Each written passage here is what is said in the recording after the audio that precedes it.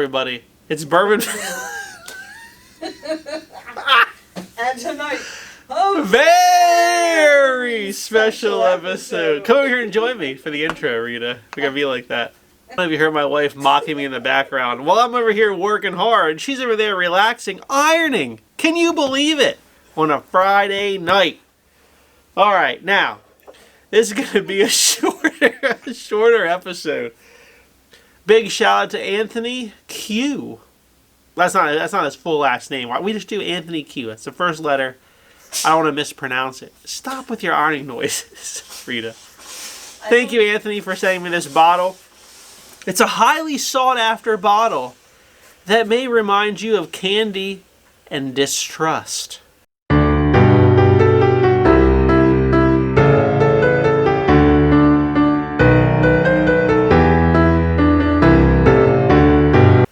It's Penelope Rio Batch 1. So, a bottle I paid literally zero attention to, gave zero shits about.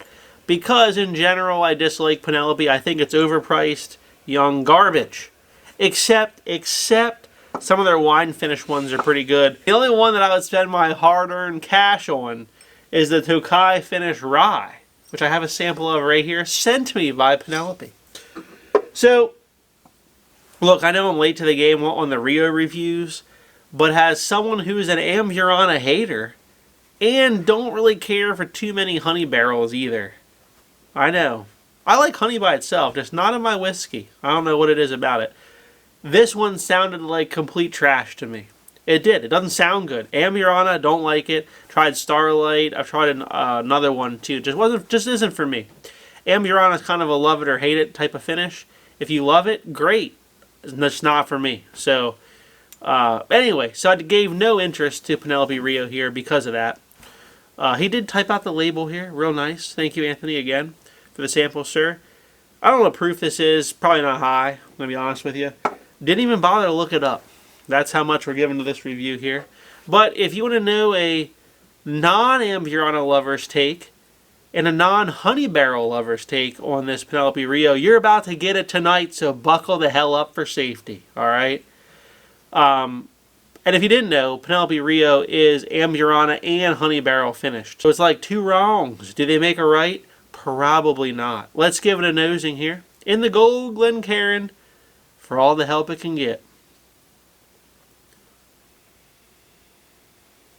Good Lord, that smells artificial. That doesn't even smell like whiskey.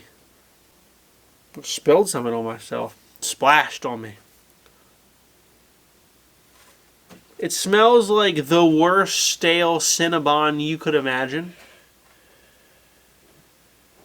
And like an old stale bag of Honey Nut Cheerios. Mixed together.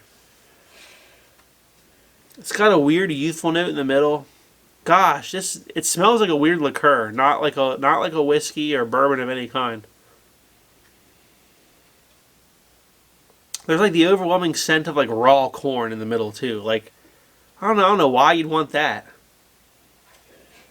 Alright, so if you're a big fan of the Amburana finishes, it might be for you. The cinnamon's pretty heavy on here. And really all I get is like cinnamon, wood, and corn. And like a grain note, if you will. I don't know if I smell honey, but there's a sweetness there. Let's take a sip. Well, I didn't immediately vomit. Didn't feel the need to spit it up. It tastes exactly like cinnamon Teddy Grahams. So, like the OG? Like the OG red box cinnamon Teddy Grahams. That's exactly what it tastes like. They are good. Got a long, lingering Teddy Graham cinnamon finish on there. The honey, I think, just adds to the sweetness. I'm not getting a ton of honey on here. Doesn't taste like bourbon at all. It just literally tastes like liquid cinnamon Teddy Grahams. Take a second sip. Maybe the faintest whiff of caramel in there. Proof's not high. I'll have to look it up. I feel like I'm giving you a shit review here on this. Let me look it up. It is 98 proof. If you can believe that, I knew it wasn't high. Non-chill filtered 4 grain. It says blend of 3 bourbon mash bills comprised of 4 grains, finished first in honey barrels and then new Amburana barrels from Brazil. A little bit of exoticness there. Finishing period was around 2 years in total. Age 4 to 6 years. That's where the youthfulness corn note kind of hits us there. But a good long finish. I'll give him credit for that. That's a good long finish. 2 years.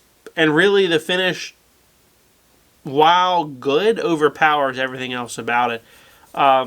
If cinnamon like Teddy Grahams are like your jam, this is for you. If that's like your favorite snack ever, you should buy this bottle. If you're a bourbon drinker that wants a little bit extra finishing, you're looking for traditional bourbon flavors with like a little bit of a cinnamon punch, I don't know if this is for you. I really don't. This is way too far into just liquid Teddy Grahams here that there's not much bourbon left in it. I don't hate it. Don't hate it. Would I pay money for it?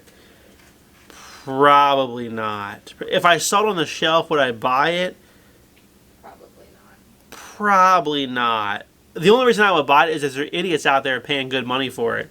That I could probably get some good bourbon instead if I traded it. But I wouldn't buy it to drink myself, no.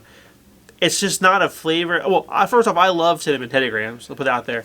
But I don't know that I want that in my bourbon. And I don't think I would ever reach for this if it was on my shelf. Like, I'm never just feeling like drinking Teddy Grahams, you know? Just not feeling that. Pretty much ever for my alcohol consumption. Now, let's see what the MSRP was here, because that could really piss me off. Good Lord, 90 doll hairs is the MSRP. You are out of your goddamn mind, Penelope. $90 for this. I mean, you can literally go get like Pinnacle whipped vodka and have a similar experience. And it ain't nowhere near $90. I mean, this is out of this world here. Good Lord. Good Lord. It pissed me. I knew I'd be pissed off when I read out the MSRP. You should not pay 90 doll hairs for this. This is like a... you know what this is? This is like Jack Daniel's honey. Good. And you know what the price is on that? Like under 20 doll hairs. That's what this should cost. I know they finish it in all these barrels and that is expensive and whatever. Maybe $30. I mean, this is... 90 doll hairs MSRP just gets me irate. Penelope continues to disappoint. Not surprised. Not surprised at all.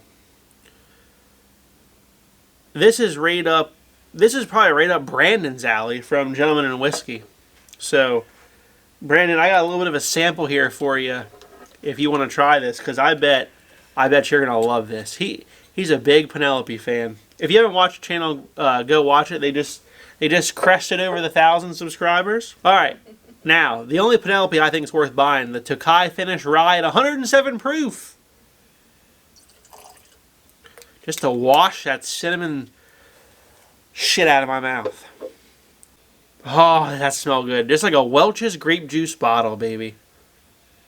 There's rye. Well, this is obviously a rye, but tons of rye, so it's a little bit of maple. Just an overwhelming, delicious, dark Welch's grape note on top of that maple and caramel. Let's take a sip. Oh, that's good. MSRP on that was only like $75. Way better value. Way more delicious. That was also like a 6-year MGP rye finished in the Tokai barrel. So you're getting a well-aged rye. I don't know how long the finishing time was, but it's not light, I'll tell you that, with how good that is and how much of that Welch's grape note imparts onto it. I said it before in my Penelope full review of most of their line. I'll link that above if you haven't watched it. This is the best one. The Tokai Finish is absolutely a buy. So if you like what you saw tonight, please like, comment, and most importantly, hit the subscribe button, everyone. Thanks. Have a good evening.